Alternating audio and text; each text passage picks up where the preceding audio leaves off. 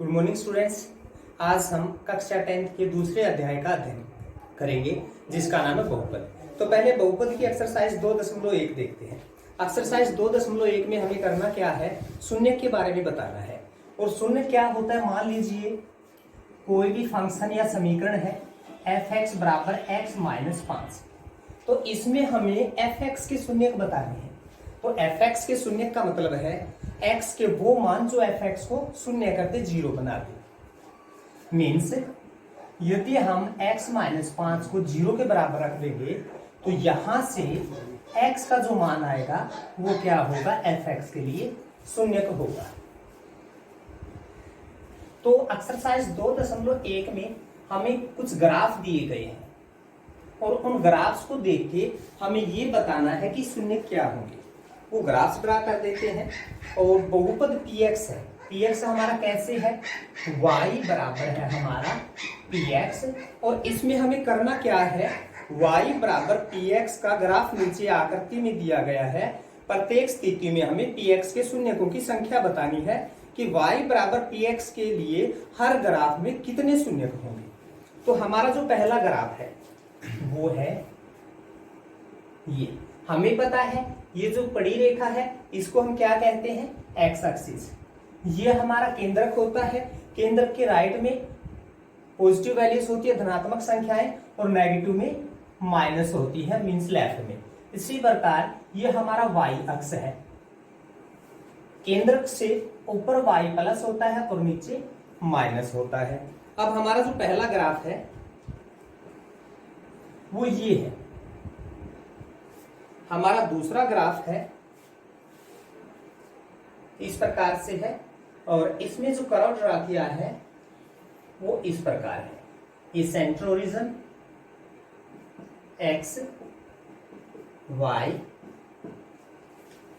और इन दो में से हमें ये बताना है कि y बराबर px में px का जो ग्राफ है, px के शून्यकों की संख्या बतानी है। अब हमें px के शून्यकों की संख्या बतानी है।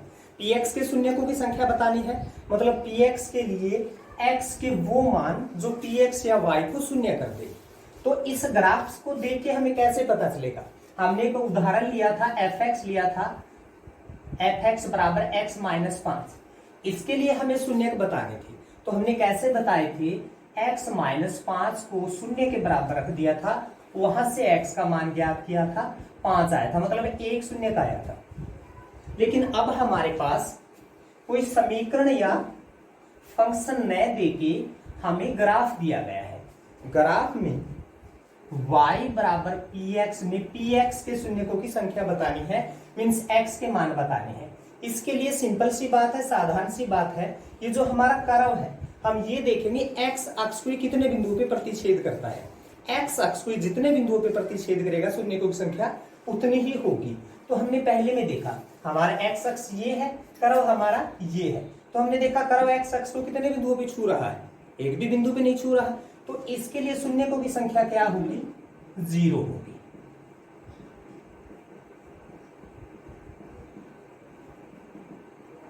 क्योंकि ये जो हमारा ग्राफ है वक्र है वो x अक्ष को किसी बिंदु पे प्रतिच्छेद ही नहीं कर रहा, तो यहां से शून्यकों की संख्या क्या हुई, 0 होगी। अब हम दूसरे ग्राफ के बारे में बात करते हैं। तो दूसरे ग्राफ में हमने हमारा कर्व देखा, हमने देखा ये हमारा x अक्ष है, ये y अक्ष है। तो हमारा हमने देखा ग्राफ एक बिंदु दो बिंदु, ये दो बिंदुओं पे प्रतिच्छेद कर रहा है, दो बिंदुओं को टच कर रहा है, स्पर्श कर रहा है। लेकिन ये जो पहला बिंदु है ये किसको स्पर्श कर रहा है, y अक्ष को। लेकिन हमें शून्यक बताने हैं px के लिए शून्यक बताने हैं। तो हमें हमारा वक्र कहाँ पे देखना है, किसको प्रतिच्छेद कर रहा है, किसको टच कर रहा है, किसको स्पर्श कर रहा है, x अक्ष को। तो कितने बिंदुओं पे स्पर्श कर रहा है, एक बिंदु पे। तो इस ग्राफ के लिए शून्यकों की संख्या क्या हो जाएगी, 1 हो जाएगी। आशा करता हूं ये बात समझ में आ रही होगी। इसके हमारे पास अभी 4 उदाहरण और है, चारों के चारों लेके देखेंगे। तो यहां से हमें px के शून्यकों की संख्या पता चल जाएगी।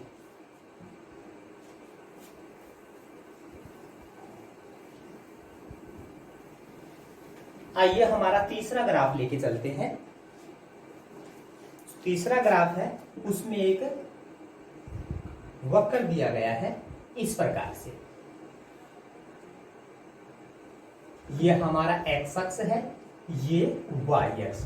और यहाँ पे हमें करना क्या है, y बराबर पी एक्स के लिए ये फंक्शन है पी एक्स के शून्यकों की संख्या बतानी है। हम बार बार रिपीट करें, पी एक्स के शून्यकों की संख्या का मतलब क्या है, x के वो मान जो इस समीकरण को जीरो बना दे वो शून्यकों की संख्या कहलाते हैं। तो y बराबर पी एक्स हमारे पास शून्य बताने हैं, जैसे कि हम पहले चर्चा कर चुके हैं। हम वक्र के वो बिंदु देखेंगे जो x अक्ष को स्पर्श कर रहे हैं। जितने बिंदुओं पे स्पर्श कर रहे हैं वो इसके शून्यकों की संख्या होगी। तो इस ग्राफ में हमने देखा कितने बिंदुओं पे प्रतिच्छेद कर रहा है, 1 2 3, 3 बिंदुओं पे x अक्ष को प्रतिच्छेद कर रहा है। तो यहाँ पे शून्यकों की संख्या क्या होगी,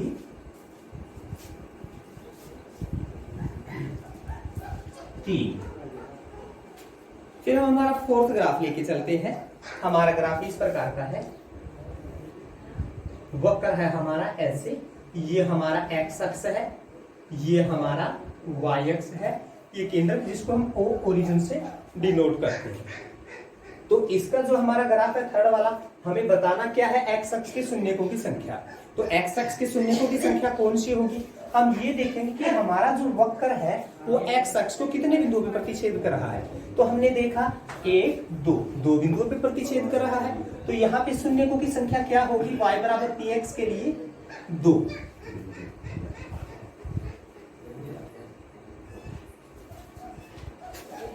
अब हम हमारा जो फिफ्थ है ग्राफ वो देखते हैं, वो किस प्रकार का है।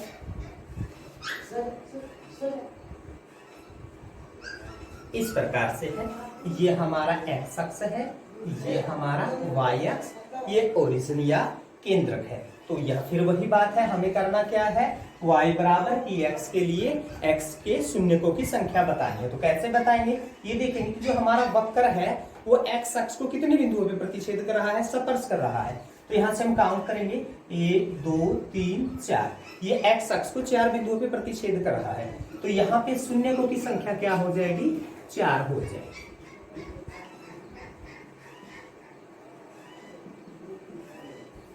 हमारा जो लास्ट ग्राफ प्रश्नावली 2.1 में दिया गया है वो है, और इसमें हमें करार दिए गए हैं इस प्रकार से, सिमिलरली एक्स अक्ष, वाई अक्ष, ओरिजिन ओ। अब हमें ये देखना है कितने बिंदुओं पे स्पर्श कर रहा है। तो हमने देखा 1 पे 2 पे 3 पे, 3 बिंदुओं पे स्पर्श कर रहा है। इसका मतलब है y बराबर पी एक्स के लिए यहाँ पे x के शून्यकों की संख्या हो जाएगी 1 2 3।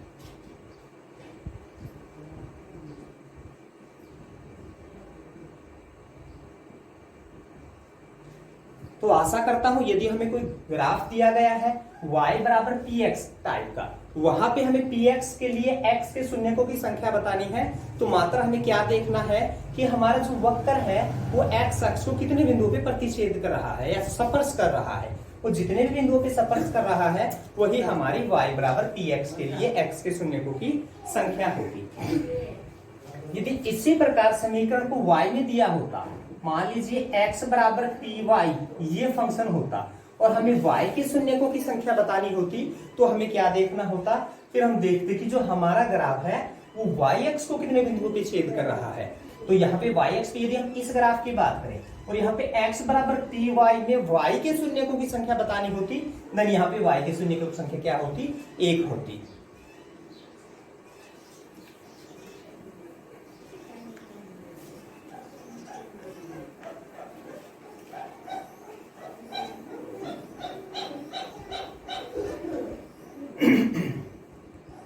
अब हमारी एक्सरसाइज है 2.2। अब 2.2 में क्या है, द्विघात बहुपद दिया गया है। तो वहां पे पहले हमें समझ लेना चाहिए, शून्यकों के बारे में भी पता भी चल ही चुका है, शून्यकों का योगफल और गुणनफल के बारे में। तो सबसे पहले हम शून्यक जैसे पता चल ही चुका है, द्विघात समीकरण लेके चलते हैं। मान लीजिए द्विघात समीकरण है ax² plus bx plus c बराबर 0। कोई भी द्विघात समीकरण है, एक घात की समीकरण है, जैसे कि हमने एग्जांपल लिया था x - 5 बराबर 0, 0 के बराबर रख दिया, मतलब इसके शून्य का आएंगे। तो यहाँ से x का मान क्या आया था, 5। कितने शून्य का आए थे, 1। इसकी घात कितनी थी 1, तो इसका मतलब क्या हुआ, एक घात की तो शून्य 1, द्विघात में 2 शून्य होते हैं, त्रिघात होती है उसके 3 शून्य होते हैं, चतुर्घात होती है तो 4, मतलब जितनी बड़ी घात होती है उस समीकरण के उतने ही शून्य होते हैं। तो इस प्रश्नावली 2.2 में हम द्विघात के शून्यकों का जिक्र करेंगे। तो शून्य का मतलब क्या है, शून्य का मतलब है x के वो मान जो इस समीकरण को 0 बना दे। फिर हम आते हैं कितने शून्य होंगे द्विघात है, तो 2 शून्य होंगे, तो 2 शून्य को हम एक को अल्फा और एक को बीटा मान लेते हैं। ये क्या है, शून्य है। शून्य क्यों है, क्योंकि यदि इनको x की जगह रख दे तो इस समीकरण को क्या कर देंगे, ये 0 बना देंगे। अब हमें गुणांकों का पता होना चाहिए। गुणांक क्या है, जैसे पता चलता है गुणांक मतलब अंक के साथ जिस अंक की गुणा हो रही है चर के साथ में। चलो चर की बात आई है तो एक बार चर और अचर का भी आप डिस्कस कर लेते हैं। चर क्या होता है, चर और अचर दो बातें होती हैं।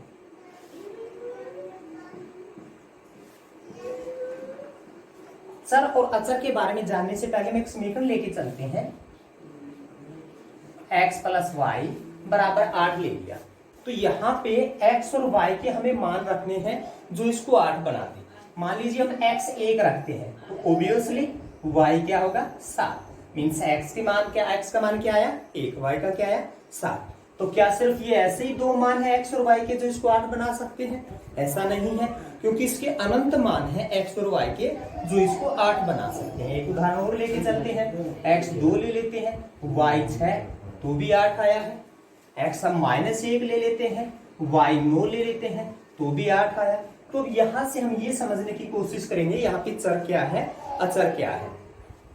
तो x का मान पहले क्या था 1, y का 7, x का मान हमने चेंज कर दिया 2, y का हुआ 6, x का हमने चेंज कर दिया -1, y का हुआ 9। तो इसका मतलब क्या हुआ, x और y अपने मान बदल रहे हैं, यानी कि y x के अकॉर्डिंग अपने मान बदल रहा है, या यूं कह लीजिए y अपने मान बदल रहा है। लेकिन जो राइट साइड है उसमें हमने देखा 8, वो तो कांस्टेंट है, लगातार 8 ही आ रहा है। तो वेरिएबल कौन सा हुआ, जिनका मान परिवर्तित हो सके, मतलब डिफिनिट मान नहीं होता जिनका, जरूरी नहीं x का मान 1 ही है। इस समीकरण के अनुसार x का मान 1 है तो y का 7 है, यहाँ पे x का मान 2 हो सकता है तो y का क्या हो जाएगा 6, मतलब x और y क्या करें अपना मान बदल रहे हैं। इसलिए x और y क्या है चर है, और जो 8 क्या है अचर है। तो इसका मतलब क्या हुआ, अचर वो राशियां होती हैं, वो संख्याएं होती हैं जिनका मान एक साथ में कांस्टेंट रहता, कभी परिवर्तित नहीं होता। जैसे आप लेके चलते 1 है 2 है 3 है 4 है 5 है, ये जो संख्याएं हैं कभी भी नहीं बदलती, और जो x y है समीकरण के अनुसार इनके मान बदल जाते हैं, इसलिए ये चर है ये अचर है। अब 2.2 पे आते हैं। हम बात कर रहे थे शून्यकों की, तो शून्यकों के बारे में आपको क्या बताया, इस समीकरण के लिए x के वो मान जो इस समीकरण को 0 बनाते क्या कहलाएंगे, इसके शून्यक। फिर आया था गुणांक। गुणांक क्या होता है, मान लीजिए कोई द्विघात समीकरण है, उसमें एक्स स्क्वायर भी है एक्स भी है, तो एक्स स्क्वायर के साथ जो चीज गुणा हो रही है वो क्या है, एक्स स्क्वायर का गुणांक है। जो x के साथ गुणा हो रही है वो x का गुणांक है, और जो अकेला है वो क्या है, अचर गुणांक है। तो यहाँ पे समझ में आई होगी बात, ये क्या है गुणांक है। तो यहाँ पे गुणांक क्या हुआ, एक्स स्क्वायर का a, x का b और अचर गुणांक है c। अब ये जो इसके दो शून्यक जिनको हमने अल्फा और बीटा कहा था, इन शून्यकों का इन गुणांकों के साथ में एक संबंध है। वो संबंध क्या है, यदि हम शून्यकों का योग कर दें,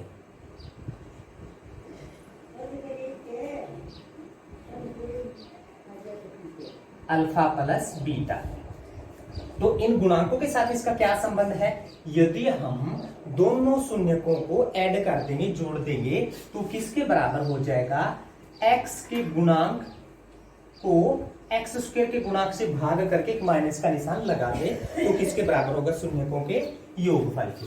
फिर आते हैं शून्यकों के गुणनफल के, इसको हम अल्फा इंटू बीटा कह लेते हैं। ये किसके बराबर होता है, यदि अचर गुणांक को एक्स स्क्वायर के गुणांक से भाग करते हैं तो क्या हो जाता है, शून्यकों का गुणनफल हो जाता है। तो इस 2.1 एक्सरसाइज में हमें 2-3 बातें बतानी है। पहली बात, हमें शून्य ज्ञात करने हैं। दूसरी बात, शून्य ज्ञात करने के बाद में शून्यकों और गुणांकों में जो संबंध है वो स्थापित करना है। वो संबंध हमें ध्यान रखना है, शून्यकों का जो योगफल है वो किसके बराबर होता है, x के गुणांक को x स्क्वायर के गुणांक से भाग करके एक माइनस का निशान लगा दे, उस शून्यकों का योगफल हो जाता है। और शून्यकों का गुणनफल क्या होता है, अचर गुणांक को x स्क्वायर के गुणांक से भाग कर दे, वो गुणनफल हो जाता है। तो मतलब हमें एक क्या करना है, पहले शून्य ज्ञात करने, फिर हमें क्या करना है, दोनों शून्यकों को जोड़ के देखना है, फिर हमें x के गुणांक को x स्क्वायर के गुणांक से भाग करके उसको नेगेटिव करके देखना, माइनस लगा के देखना है, फिर हमें देखना भी योगफल और ये बराबर है क्या, सिमिलरली गुणनफल भी हमें देखना है। तो पहला हमारा सवाल क्या रहेगा, हमें शून्य ज्ञात करने होंगे, शून्य को गुणांकों के बीच में जो संबंध है उसकी सत्यता की जांच करनी होगी, जो कि ये होगा।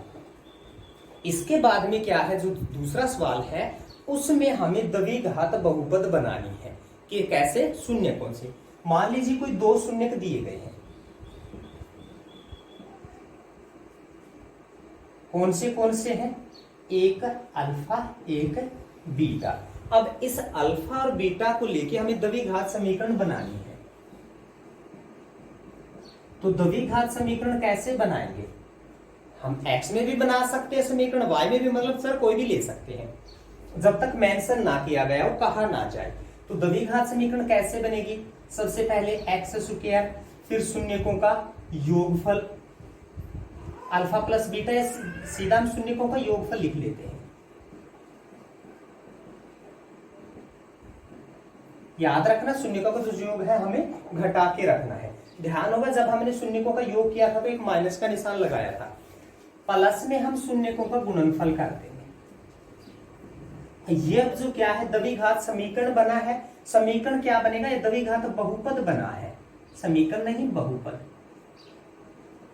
अब समीकरण और बहुपद का जिक्र आया तो समीकरण और बहुपद में भी हम तुलना कर लेते हैं, क्या फर्क होता है, बहुपद क्या होता है। जैसे हम नाम से जान लेते हैं बहुपद, जिसमें एक से ज्यादा पद हो, जैसे 8वीं कक्षा में हमने पढ़ा था एक पदी द्विपदी त्रिपदी, जिसमें एक पद हो एक पदी, दो पद हो द्विपदी, तीन पद हो त्रिपदी। फिर है बहुपद, जिसमें एक से ज्यादा पद हो वो बहुपद होता है। अब ये हमारा किसका सूत्र हुआ, बहुपद का।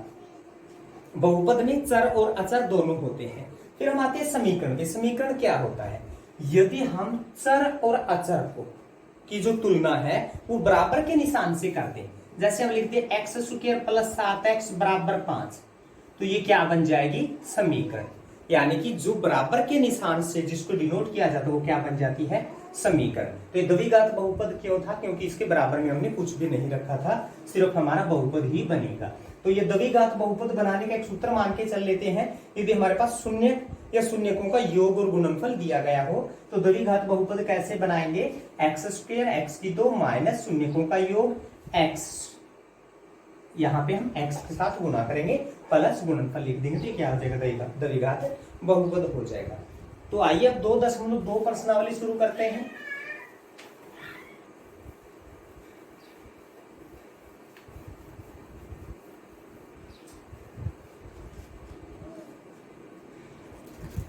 अब 2.2 का पहला सवाल क्या है, निम्न द्विघात बहुपदों के शून्य ज्ञात कीजिए और शून्यकों तथा गुणांकों के बीच संबंध की जो सत्यता उसकी जांच कीजिए, जिसकी हमने अभी भी बात की थी।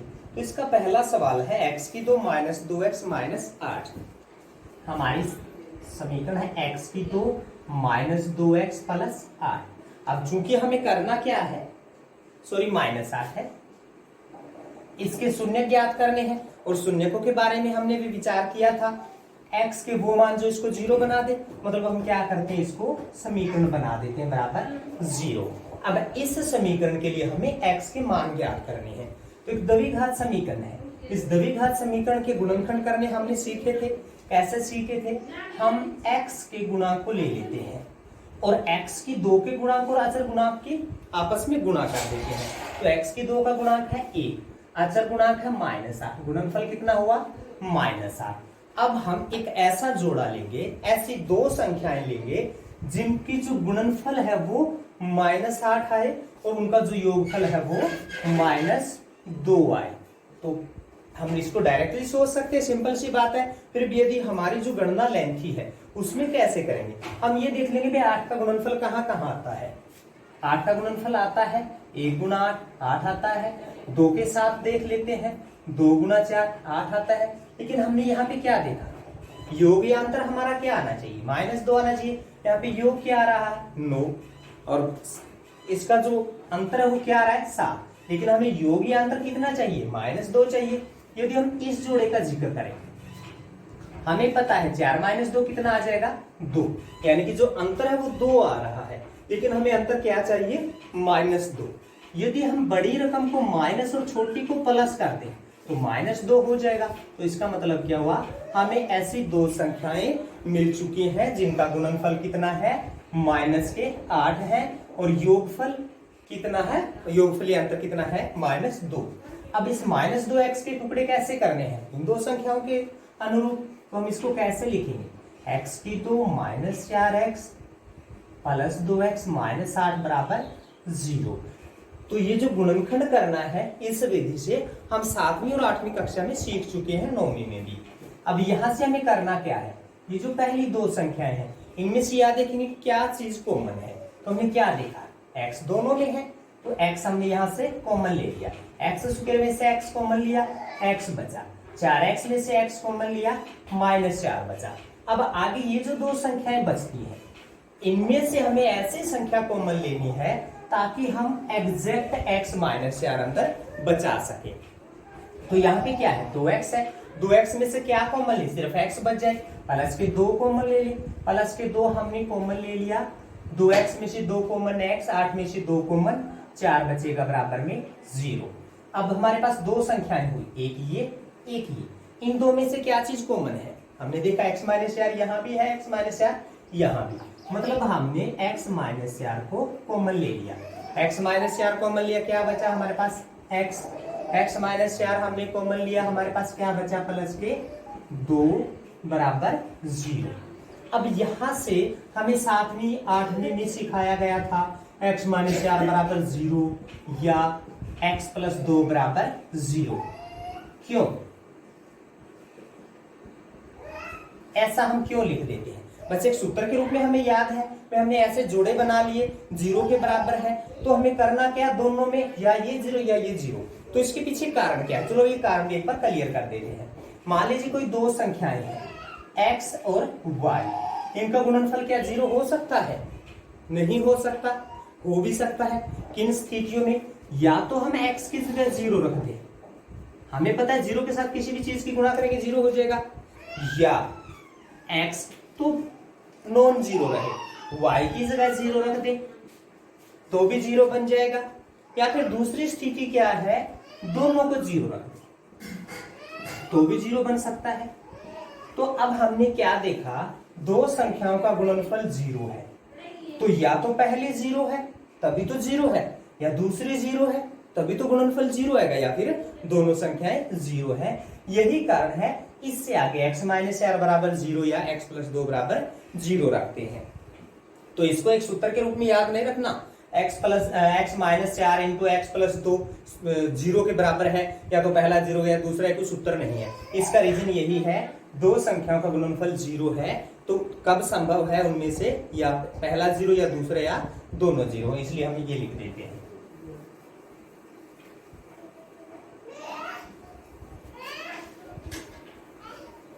अब यहां से x -4 बराबर 0 है, हमें x का मान ज्ञात करना है, तो -4 को बराबर से उस तरफ लेके जाएंगे, यहां से x का मान क्या आया 4, या यहां से x का मान क्या आया -2, मतलब 4 और -2 दो ऐसी संख्याएं हैं जो इस समीकरण को 0 बना सकती हैं। तो यहां से हमें शून्य क्या मिले,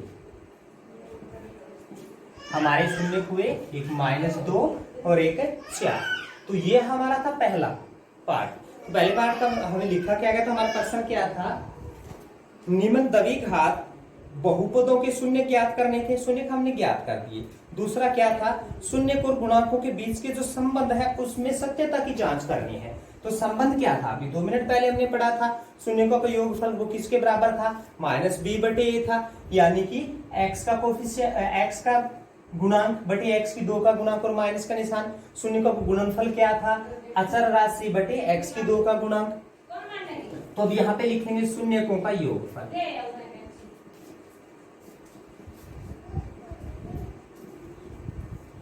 तो शून्यकों का योगफल क्या था, माइनस बी बटे ए। अब यहां से शून्यकों का योगफल करके देखते हैं। हमारा एक शून्यक है 4, योग करना है -2 को। b क्या है, यानी कि x का गुणांक है -2, एक minus according to our formula, और एक ये माइनस का 2 है बटे x की 2 का गुणांक क्या है a। 4 प्लस -2 मीन्स 4 में से 2 गए 2, माइनस से माइनस प्लस हो जाता है तो बराबर में बचा 2। तो इसका मतलब क्या हुआ, जब हमने शून्यकों को जोड़ा या माइनस बी बटे यानी कि इनके गुणांक लिए, x की 2 का गुणांक बटे x का गुणांक है, तो ये दोनों के दोनों बराबर आए। अब हमें सत्यता की जांच करनी शून्यकों का गुणनफल।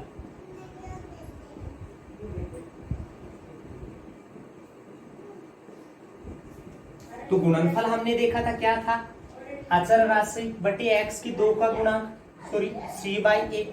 तो गुणनफल यहां से क्या करेंगे, एक है 4, एक है -2। इधर c हमारे पास क्या है, अचर गुणांक -8 और x की 2 का गुणांक 1। 4 गुना -2 -8 भी किसके बराबर हुआ, -8। तो अतः शून्यकों के गुणांकों और शून्यकों और इसके गुणांकों में जो संबंध था उसकी सत्यता की जांच हम कर चुके। हमने क्या देखा, शून्यकों का योग किया और माइनस बी बटे ए लिया, दोनों बराबर आए। गुणनफल में देखा, शून्यकों का गुणनफल किया और गुणांकों का अनुपात लिया, तो हमारे पास क्या आया, ये भी दोनों बराबर आए, -8 -8।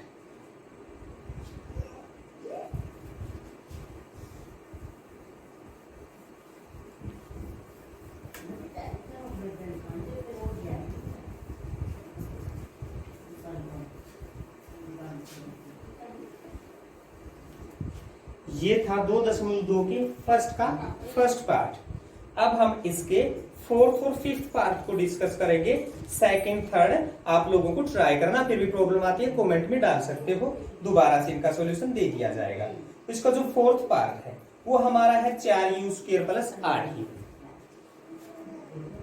4u² plus 8u। हमें तो शून्य ज्ञात करने हैं। शून्य का मतलब u के वो मान जो इसको 0 बना दें, तो हम क्या करेंगे, इसको समीकरण बना देंगे, 0 के बराबर रख देंगे। शून्य ज्ञात करने के बाद में हमें क्या करना है, शून्यकों और गुणांकों के बीच में सत्यता की जो जांच है वो करनी है।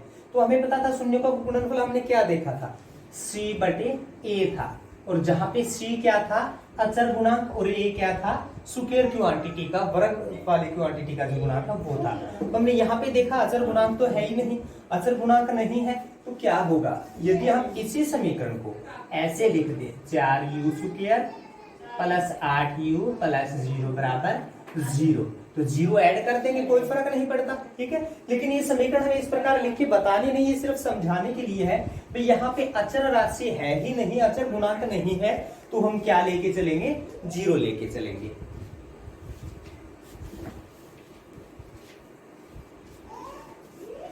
तो जो पहला पार्ट था उसमें हमने क्या किया था, गुणनखंड बना लिए थे।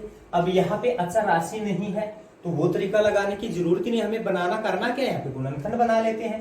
तो हमने देखा क्या चीज कॉमन है, 4, यहाँ से भी 4 कॉमन ले सकते हैं, 8 में से भी, u² और u, इनमें से भी u कॉमन है।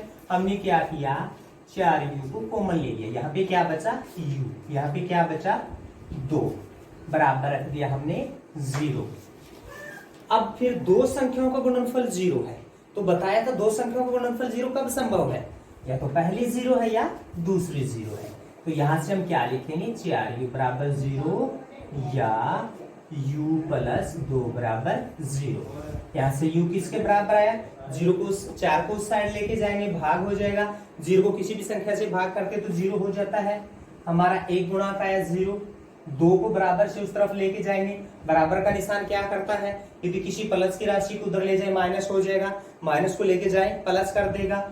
गुणनफल है कोई संख्या, गुणांक में है तो उधर जाके क्या हो जाएगी, भाग में हो जाएगी, बटे या भाग में तो उस साइड जाके गुणा में हो जाएगी।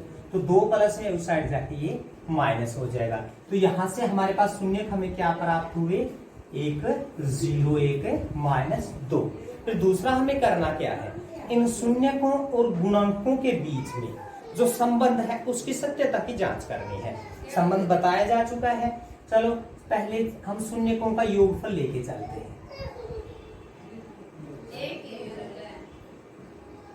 शून्यकों का योगफल किसके बराबर होता है, -b बटे, जहाँ -b क्या है, x का गुणांक। यदि हमारी द्विघात समीकरण x² प्लस x में थी तब। अब यहाँ पे b क्या है, u का गुणांक, और a क्या है, वहां हमने जिक्र किया था ax² स्क्वायर क्वांटिटी का जो गुणांक, और यहाँ पे स्क्वायर क्वांटिटी क्या है, u स्क्वायर।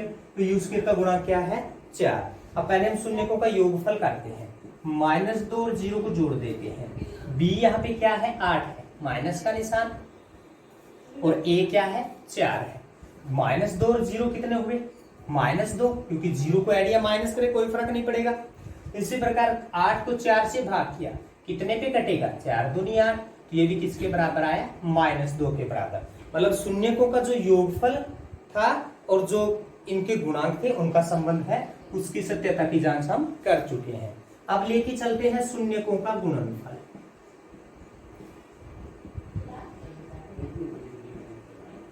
तो शून्यकों का गुणनफल किसके बराबर होता था, c बटे a लिखते थे हम, जहां पे c क्या था, अचर गुणांक था, a क्या था, स्क्वायर क्वांटिटी का गुणांक। अब यहाँ पे अचर क्या है, हमने शुरुआत में ही चर्चा की थी कि अचर गुणांक नहीं है तो वो क्या हो जाएगा, 0 हो जाएगा। अब इनका गुणनफल करते हैं, -2 गुना 0, और c क्या है हमारे पास, 0 है, a क्या है, 4। 0 को किसी भी संख्या से भाग करते तो क्या बन जाती है, 0 बन जाती है। तो ये क्या हुआ, 0 बराबर 0। यहाँ एक बात की और चर्चा करते हैं, 0 को किसी भी संख्या से भाग करे वो क्या बन जाती है, 0। लेकिन ध्यान में रखना, कोई भी संख्या 0 से भाग नहीं होती। किसी भी संख्या को 0 से भाग करेंगे तो क्या होता है, अपरिभाषित होता है, उसको इन्फिनिटी या अपरिभाषित के रूप में लिखा जाता है। क्यों, इस बारे में भी चर्चा करते हैं, कारण क्या होता है।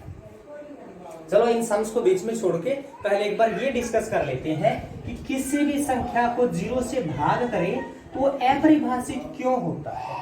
ठीक है,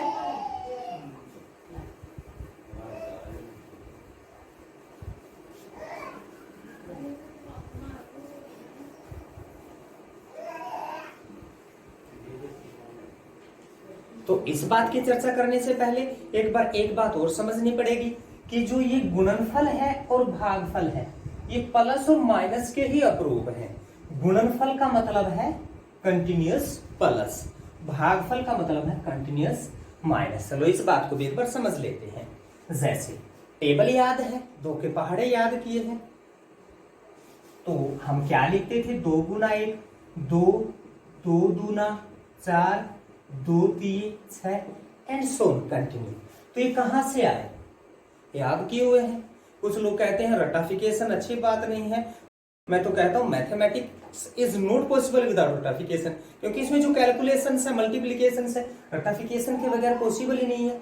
ये हमने रटाफिकेशन ही तो किए थे, जो टेबल से हमने याद ही तो की थी, कभी हमने समझने की कोशिश ही नहीं की 2 2 जा 4 क्यों होते हैं, 2 दूनी 4 क्यों होते हैं। रीजन क्या होता है, जैसे अभी बात की थी, जो मल्टीप्लीकेशन है वो किसका रूप है, प्लस का। 2 का पहाड़ा या 2 की टेबल का मतलब क्या है, 2 को एक बार जोड़ा हमने, क्या है 2। 2 दूना का मतलब है 2 को 2 बार जोड़ना, क्या आया 4। तीये का मतलब है 2 को 3 बार जोड़ना, क्या आया 6। चौके का मतलब है इसको 4 बार जोड़ना, कितना आया 8 एंड 16। मतलब एक्चुअली कैलकुलेशन तो ये है। ये बात तो हमें कमी पता होती है, बस हम डायरेक्ट टेबल्स को रिमाइंड कर लेते हैं। हमें पहुंचना कहां पे है, किसी भी चीज को 0 से भाग दें तो अपरिभाषित क्यों होता है, पता है हमें अपरिभाषित होता है, तो शायद हमें ये नहीं पता अभी अपरिभाषित होता क्यों है, वो क्लियर करेंगे। तो पहले गुणा और प्लस के रूप में जो संबंध है वो समझ में आया होगा। अब भाग और माइनस का भी समझते हैं। मान लीजिए हमने 16 को 4 से भाग करना है, कैसे करते हैं, 4 की टेबल काउंट करते हैं, 4 हमें पता है 4 आएगा, पर कैसे पॉसिबल है, कैसे हुए, 16 को 4 से भाग करने का मतलब है 16 में से 4 को तब तक घटाना जब तक 0 या 4 से कम ना बच जाए। तो क्या होता है, भागफल होता है। जैसे हमने 16 में से एक बार घटाया 12 आया, इसमें फिर घटाया 8 आया, इसमें से फिर घटाया 4 आया, फिर घटाया 0 आया। कितनी बार घटाया, 1 2 3 4, 4 बार घटाया। तो इसका मतलब क्या हुआ, 16 को 4 से भाग करेंगे तो 4 आएगा। तो ये बात समझ में आ गई होगी। अब हम अपने पॉइंट पे आते हैं। ये प्लस और माइनस वाला हमने फंडा क्यों स्टार्ट किया था, ये समझने के लिए। हमारे पास एक बात आई थी, किसी भी संख्या को 0 से भाग करेंगे 0 आता है, लेकिन 0 से किसी भी संख्या को भाग करेंगे वो अपरिभाषित होता। तो वो अपरिभाषित होता क्यों है। अब यहां पे हम एक छोटा सा एग्जांपल लेके चलते हैं कि 2 को 0 से भाग करना है, क्या आएगा, अपरिभाषित आएगा। क्यों आएगा, हमने देखा था भाग किसका अपरूप है, माइनस का। जैसे ये क्या है हमारे पास, 16 को 4 से भाग करना है। तो कैसे देखा हमने, 16 में से 4 को कितनी बार घटाएं कि 0 बन जाए या 4 से कम बचे। तो अब हम 2/0 को इससे विधि से करके देखते हैं, निकालते हैं क्या आंसर आता है। 2 में से हमने 0 घटाया, क्या आया, 2 ही आया, कोई फर्क नहीं पड़ेगा। घटाना क्या है, हर बार 4 ही तो घटाना है, जिससे भाग करे वही तो घटाना है। क्या किससे भाग करें, 0 से। तो हर बार क्या घटाना, हमें 0 ही तो घटाना है। 2 में से हमने फिर 0 को घटाया, क्या आया, फिर 2 आया, फिर 0 घटाया, फिर 2 आया। तो कितनी बार 0 घटाएं ये 0 बन जाए, कितनी बार भी घटा लें कभी भी 0 नहीं बनेगा। यही कारण है कोई भी संख्या को 0 से भाग करते हैं तो वो अपरिभाषित हो जाता है। वैसे ये हमारे दूसरे चैप्टर या बहुपद से इसका कोई लेना देना नहीं था, बस एक डाउट था जो क्लियर करना चाहता था। चलो अब 2.2 के फर्स्ट सम के 5th पार्ट की तरफ बढ़ते हैं। तो इसका 4th किया था, 5th है t⁻15। एक बहुपद दिया गया है t⁻15। करना क्या हमें, पहले इसके शून्य ज्ञात करने हैं, फिर हमें क्या करना है, शून्य और गुणांकों के बीच में जो संबंध है उसकी सत्यता की जांच करनी है कि वो संबंध सत्य है या नहीं है। तो क्या करेंगे, हम इसको एक बार 0 के बराबर रख दिया, मीन्स हमने इसको समीकरण बना दिया। क्यों बना दिया, क्योंकि हमें शून्य ज्ञात करने थे। एक बार फिर रिपीट करवा देता हूं, शून्य का मतलब क्या है, t के वो मान जो इस समीकरण को 0 बना दे। तो यहाँ इस सवाल को सरल करने के 2 तरीके हैं, अलॉन्ग विद मैं दोनों ही करवा देता हूं। हमारा फर्स्ट क्या है, 15 को आप इस साइड ले जाएंगे, 15 को इस साइड ले जाएंगे, प्लस हो जाएगा ऑब्वियसली। t की 2 है इधर, तो एक तो डायरेक्ट हम स्क्वायर हटाते हैं तो क्या हो जाता है, स्क्वायर रूट लग जाता है, मीन्स वर्ग हटाते हैं तो वर्गमूल लग जाता है। एक तो हम सीधा इस पे वर्गमूल अप्लाई कर दे, और एक बात और भी पता है, जब भी हम वर्गमूल लगाते हैं वर्ग हटा के वहां पे प्लस माइनस का निशान लगाते हैं। दूसरा तरीका है, एक बार हम इसको क्या लिख सकते हैं, वर्गमूल 15 गुना वर्गमूल 15 लिख सकते हैं, क्योंकि 15 वर्गमूल 15 गुना वर्गमूल 15 होता है। माइनस वर्गमूल 15 माइनस वर्गमूल 15 भी लिख सकते हैं, क्योंकि माइनस और माइनस का गुणनफल क्या हो जाएगा, प्लस हो जाएगा। अब रही बात, अब t की 2 को हम क्या लिख सकते हैं, वर्गमूल 15 की 2 या माइनस वर्गमूल 15 की 2, दोनों का ही गुणनफल। स्क्वायर रूट कैंसिल, 15 बचेगा 15 बचेगा, वर्ग और वर्गमूल कैंसिल, 15 बचेगा, माइनस की 2 बार गुणा करेंगे यहाँ पर तो क्या हो जाएगा, फिर प्लस हो जाएगा। तो यहां से t के 2 मान आए, कौन से, वर्गमूल 15 और माइनस वर्गमूल 15। ये जो प्रोसीजर था यहां से लेके यहां तक थोड़ा सा लेंथी लेके चला था मैं, ताकि सारी की सारी बातें क्लियर हो जाए, समझ में आ जाए किया क्या क्यों था ऐसा। वैसे डायरेक्टली जब हमें सोल्व करना है तो कैसे करना है, t की 2 माइनस 15 बराबर 0, नेक्स्ट है t की 2 बराबर 15। अब हमें पता है स्क्वायर रूट को, वर्गमूल को उधर लेके जाएंगे, वर्ग को उस साइड लेके जाएंगे, वर्गमूल हो जाएगा, और वर्गमूल में प्लस और माइनस दोनों निशान लगते हैं। तो यहां से t का मान फिर क्या आया, वर्गमूल 15 और माइनस वर्गमूल 15। ये तो था हमारा फर्स्ट मेथड। अब हम सेकंड मेथड में जाते हैं, जिसका मैंने जिक्र किया था कि दूसरे तरीके से भी कर सकते हैं, कंफ्यूज होने की जरूरत नहीं है, जो भी मेथड आपको ठीक लगे आप उसी से कर सकते हैं। दूसरा तरीका है, t की तो माइनस 15 था, तो इसको हमने लिख दिया वर्गमूल 15 की 2 बराबर 0। हम जिक्र ही कर चुके हैं, वर्गमूल 15 गुना वर्गमूल 15 क्या हो जाता है 15 हो जाता है, मतलब हम 15 को क्या लिख सकते हैं, वर्गमूल 15 की घात 2 लिख सकते हैं। फिर हमारे पास हमने एक सूत्र पढ़ा था a की 2 माइनस b की 2, तो किसके बराबर होता है, a minus b into a plus b होता है। तो अब यहाँ पे a की जगह क्या है t, b की जगह क्या है वर्गमूल 15, तो इसको हम क्या लिख सकते हैं, t माइनस वर्गमूल 15 t प्लस वर्गमूल 15 बराबर 0, t माइनस वर्गमूल 15 बराबर 0 या t प्लस वर्गमूल 15 बराबर 0। क्यों, बता चुका हूं पहले, दो संख्याओं का गुणनफल 0 कब होता है, रिपीट कर देता हूं, या तो पहली 0 हो या दूसरी या दोनों 0, तभी संभव है। तो यहां से हम इसको इस साइड लेके गए वर्गमूल 15 और इसको इस साइड लेके गए प्लस उस साइड जाके क्या हो जाएगा माइनस वर्गमूल 15। तो ये तो थे हमारे शून्य, इस विधि से निकालो या इस विधि से, जो भी आपको ठीक लगे। तो यहां से हमारे शून्य का आए वर्गमूल 15 और माइनस वर्गमूल 15। अब दूसरा क्या था, शून्य कोण गुणांकों के बीच में जो सत्यता है उसकी जांच करनी थी।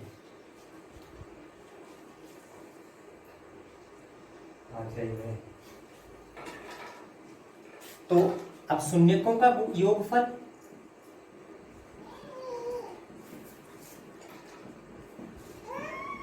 किसके बराबर होता है, माइनस बी बटे ए। तो योग करके देखें, एक हमारे पास है माइनस वर्गमूल 15, इसमें हमने वर्गमूल 15 ऐड कर दिया। अब b देखेंगे, b क्या था हमारे पास है, x का कोफिशिएंट था, जब हमने x स्क्वायर प्लस dx देखा था। तो यहाँ पे क्या है x, यानी कि t तो है ही नहीं, एग्जिस्ट ही नहीं करता, t है ही नहीं। जैसे वहां पे हमने एक पहले सवाल लिया था, उसमें क्या था अचर गुणांक नहीं था, उसकी जगह हमने क्या लिया था 0 ले लिया था। यहाँ t का गुणांक नहीं है, तो इसकी जगह क्या ले लेंगे 0 ले लेंगे। तो b की जगह क्या रखा हमने 0 और a हमारे पास क्या आया 1, 1 प्लस 1 माइनस क्या होते 0 बराबर 0, क्योंकि 0 प्लस या माइनस नहीं होते। फिर हमें शून्यकों का गुणनफल करना है।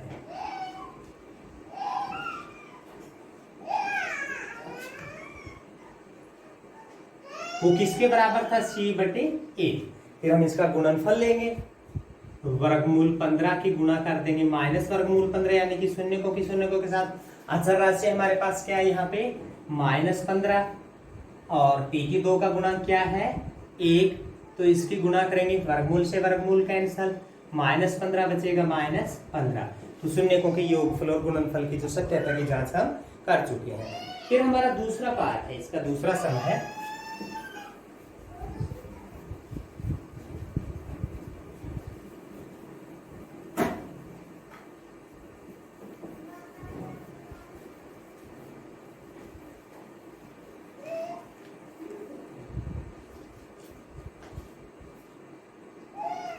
इसमें हमें क्या लिखा हुआ है, एक द्विघात बहुपद ज्ञात कीजिए जिसके शून्यकों के योग तथा गुणनफल दिए गए हैं। तो द्विघात बहुपद ज्ञात करना है। शुरू में बताया था द्विघात बहुपद कैसे ज्ञात करते हैं, एक बार फिर बता देता हूं।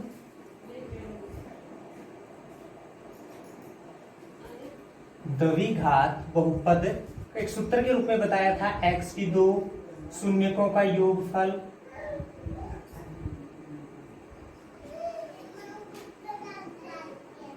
x प्लस शून्यकों का गुणनफल।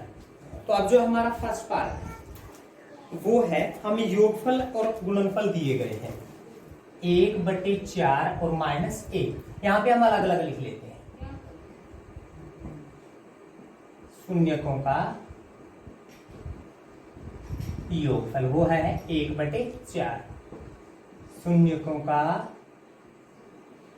गुणनफल वो है -1। हमें क्या ज्ञात करना है, द्विघात बहुपद वो किसके बराबर होता है, हम ऊपर लिख चुके हैं। तो यहाँ पे कैसे लिखेंगे, x की 2 माइनस शून्यकों का योगफल क्या है 1/4x और शून्य को गुणनफल क्या है -1। तो हमें बहुपद बताना है, उसमें बटे में नहीं छोड़ेंगे कोई भी संख्या। क्या करेंगे 4 से गुना कर देते हैं इसको, 4 से गुना किया 4x², 4 से 4 कैंसल, 4 से गुना किया -4। तो ये हमारा द्विघात बहुपद हो जाएगा। फिर हम इसका सेकंड पार्ट देखते हैं। इसमें वर्गमूल 2 और 1/3 दिया गया है। यानी कि जो शून्यकों का योगफल यहीं पे इसी पार्ट में लेते हैं। नेक्स्ट जो हमारा सम होगा उसमें हम लिखेंगे शून्यकों का योगफल, और उसकी जगह हम क्या लिख देंगे अकॉर्डिंग टू सेकंड पार्ट, वर्गमूल 2। गुणनफल है इसमें 1/3, तो गुणनफल की जगह क्या लिख देंगे 1/3। द्विघात बहुपद कैसे लिखेंगे, x⁴ माइनस योगफल। आप सेकंड पार्ट ले रहे हैं, ध्यान में रखना, सेकंड पार्ट में योगफल हमारा क्या है वर्गमूल 2x, गुणनफल क्या है 1/3। अब बटे में हमारे पास संख्या, फिर क्या करते जितनी भी संख्या है बटे में 1 है, 2 होती तो दोनों का हम एलसीएम ले लेते, उससे गुना कर देते दोनों तरफ। अब दोनों तरफ 3 से गुना कर देंगे, 3x⁴ 3 वर्गमूल 2x प्लस 1, ये हमारा द्विघात बहुपद हो जाएगा। तो बाकी पार्ट इसी प्रकार, इसका एक थर्ड पार्ट और ले लेते हैं। इसमें योगफल 0 है और गुणनफल वर्गमूल 5, मीन्स योगफल की जगह थर्ड पार्ट में 0 लिख देंगे और गुणनफल की जगह हम क्या लिख देंगे वर्गमूल 5। जब हम नोटबुक में अटेम्प्ट करेंगे तो डिफरेंट अलग अलग लिखेंगे। जैसे फर्स्ट पार्ट में शून्यकों का योगफल बराबर 1/4, शून्यकों का गुणनफल बराबर 1, द्विघात बहुपद की जगह ये लिखेंगे x⁴ माइनस शून्यकों का योग x प्लस गुणनफल। दूसरा पार्ट में तो इसी प्रकार यहाँ कॉमा लगा के नहीं करना है, ये सिर्फ वीडियो की लेंथ कम करने के लिए, ताकि जल्दी से समझ में आ जाए। अब थर्ड पार्ट को कैसे सोल्व करना है, फिर वहीं पे आते हैं द्विघात बहुपद पे, x⁴, अब योगफल क्या है 0, गुणनफल क्या है वर्गमूल 5, तो 0 को किसी के भी साथ गुना करें 0 हो जाता है, x⁴ प्लस वर्गमूल 5। तो ये थी हमारी 2.1 और 2.2 एक्सरसाइज। तो आशा करता हूँ दोनों की दोनों एक्सरसाइज समझ में आई होंगी। इनमें कुछ एक सम छोड़े हैं वो नहीं कर पाते, समझ में नहीं आते, तो कमेंट में लिख सकते हो या फिर जो हमारा व्हाट्सएप ग्रुप है उसमें डाल सकते हो, ये आपको दोबारा से इनका सॉल्यूशन प्रोवाइड कर दिया जाएगा। Thank you, nice.